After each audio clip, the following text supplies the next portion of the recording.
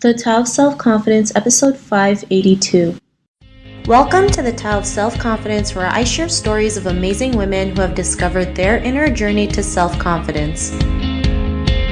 Visit our website at thetaoofselfconfidence.com. Your inner journey to self-confidence awaits.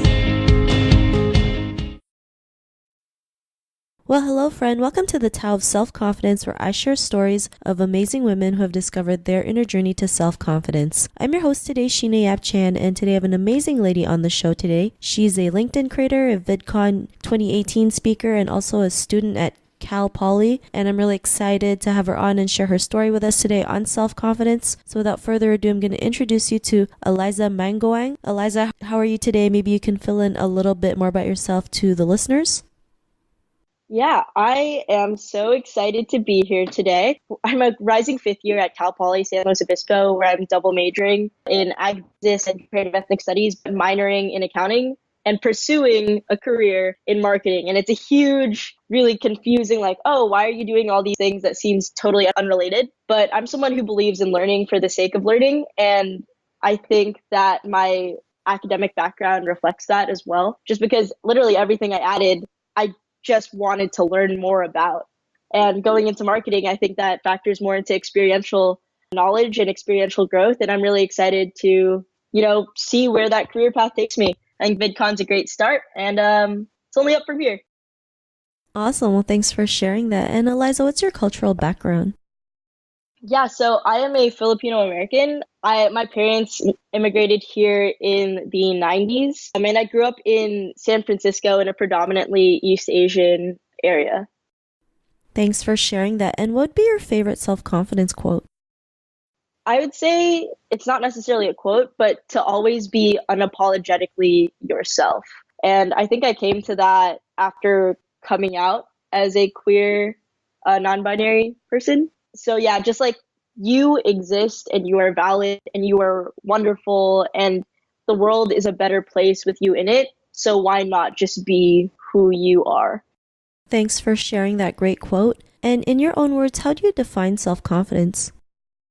I think self-confidence is a spirit. It's something that isn't just about yourself. It's actually something that is fueled too by the people you surround yourself with, your community, the people you care about, and the people that care about you. I think all of those things contribute to yourself and can build your confidence. For me personally, I think I would define it in the way that I carry myself. Like, I am sure of who I am because I've been able to deconstruct and analyze why.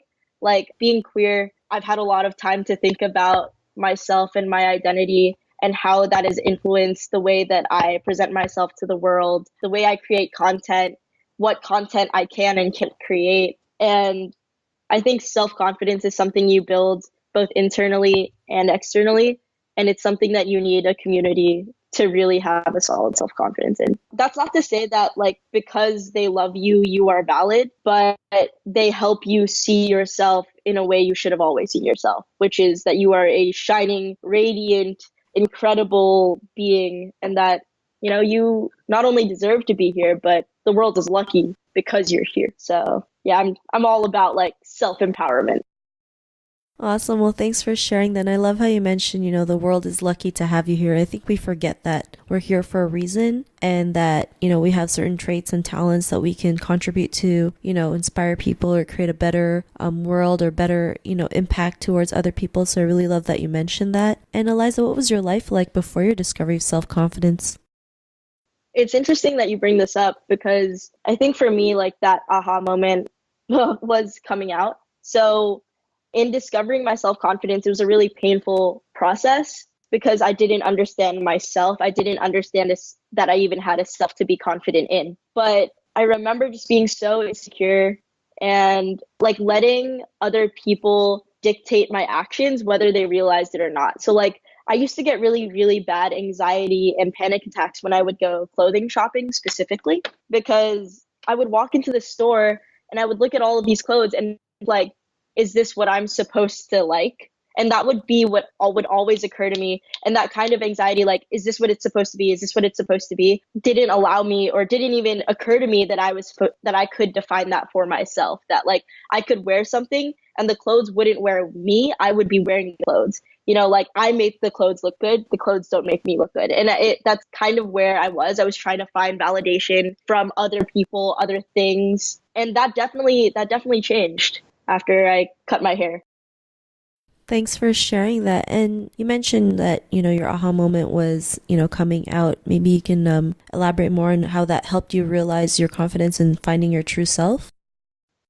Absolutely. So a month before I came out to my parents, I cut my hair very short. So like people started confusing me for a boy, which was fine. And it was almost like when I cut my hair, I had felt liberated and I'd felt free. And I was like, oh, now I know what kind of clothes I kind of want to wear. And then coming out to my parents, which was easily the hardest thing I've ever done in my life, was incredibly challenging. I come from a very religious background. I attended like Christian school for like 9 years, and I went to church several times a week and all of that kind of thing. And it made it hard for me to come out to my parents. But ultimately, when I cut my hair, it gave me the confidence to tell my parents, like, because it's not something I could hide anymore, that, hey, I'm here, I'm gay, and I hope you love me. And, it was rocky at first, but my parents, I've never doubted, even in those times, loved me. And that is a privilege. Is my aha. My parents love me. My parents care about me. My family, who is so near and dear to my heart, they care. They love. I know I'm being repetitive, but I can't say it enough. My aha moment was being accepted by my family. From there, my life literally changed. Like I had become exponentially more confident in being able to pursue different careers and different opportunities. I was wary about like being visibly queer, but that's not something that concerns me as much anymore. But if I had not come out to my parents, if I had not come out, cut my hair, I think it summed like hard, but better. That's what it was. It was hard, but better, because after I was confident, I was pursuing opportunities. I was getting opportunities because people could see I believed in myself. So yeah. Thanks for sharing that. That's such a great story. And it's great that you have a family, who do accept you no matter what happens, right? Because unfortunately, there are some families who won't accept their children after they come out. That's just the reality, right? You're fortunate enough that no matter what happens, your family loves you, and you just have that freedom that you never thought was possible, right? That freedom to be your true self. And it's really challenging for some people out there to be their true selves because, like you mentioned, sometimes we seek validation. We are dictated by others on how to think and what to wear and what to say, even, how to cut our hair. But, you broke through all that, right? You broke through all that. You had the courage to tell your parents, which is probably the hardest thing you mentioned you ever did. You're probably having like sweaty palms and stuttering, and you probably didn't even know what to say half the time, but you did it, right? And it just felt a lot better. And because of that, what's your life been like now? It's a lot better. I think like so before coming out, me and my parents had like a harder relationship. We would argue a lot more. But after, and especially with my mom, I started to see that a lot of the things I really, really, really loved about myself, I got from my mom, right? And it wasn't until I was able to be completely honest with her that I was able to realize that. Like me and my mom still fight. We still don't get along on a lot of things, but I can honestly say that I feel like I understand her more and I appreciate her more. And it's like my family life is exponentially better. I love it. And my professional life is also better because like recently coming out and talking about queer visibility on LinkedIn at the Women of LinkedIn creator panel at VidCon was liberating and cathartic and productive all at the same time. Because it was me speaking about queer visibility. Rachel was reading some of the messages she had received from people on LinkedIn that weren't necessarily the best. And like Chantel was speaking about the differently abled community on LinkedIn, and Goldie is the one who organized it all together. And really, like, I think that is the the sum of everything that I'd been through so far when it comes to creating content as a queer person of color on LinkedIn. It's being able to talk about these diverse issues, and my life is one giant diverse issue. So to be able to talk about that and to grow and to really advocate for it now means the world to me. And this wouldn't have happened without that aha, cutting my hair and coming out to my parents. Thanks for sharing that. It's crazy how something as simple as like cutting your hair can be such a huge, like, aha moment for you, or just a huge sign of like, this is who I am and I'm happy with who I am and I can be this person and just be happy with myself, right? It's just these simple things can make a huge impact on your life, which I think is great. And, to the woman who's listening to your episode, she may be in her own journey of self-confidence. What would be that one tip you would give to her?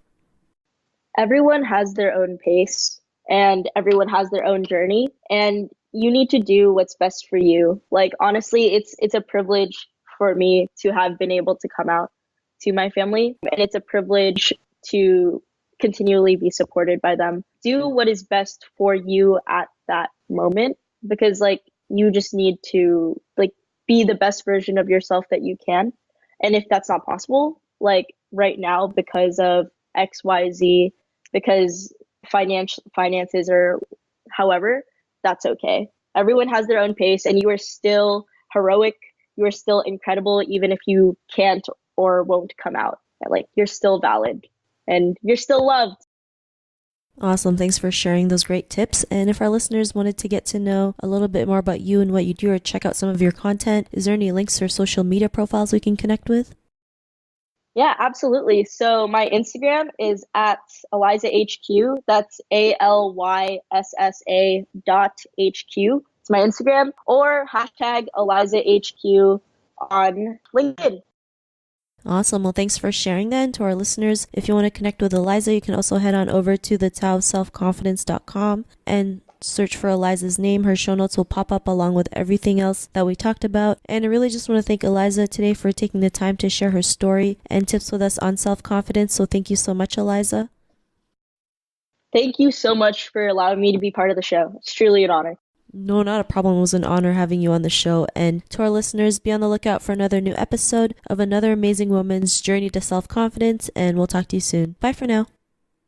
Thank you for tuning in to another amazing episode of The Tao of Self-Confidence.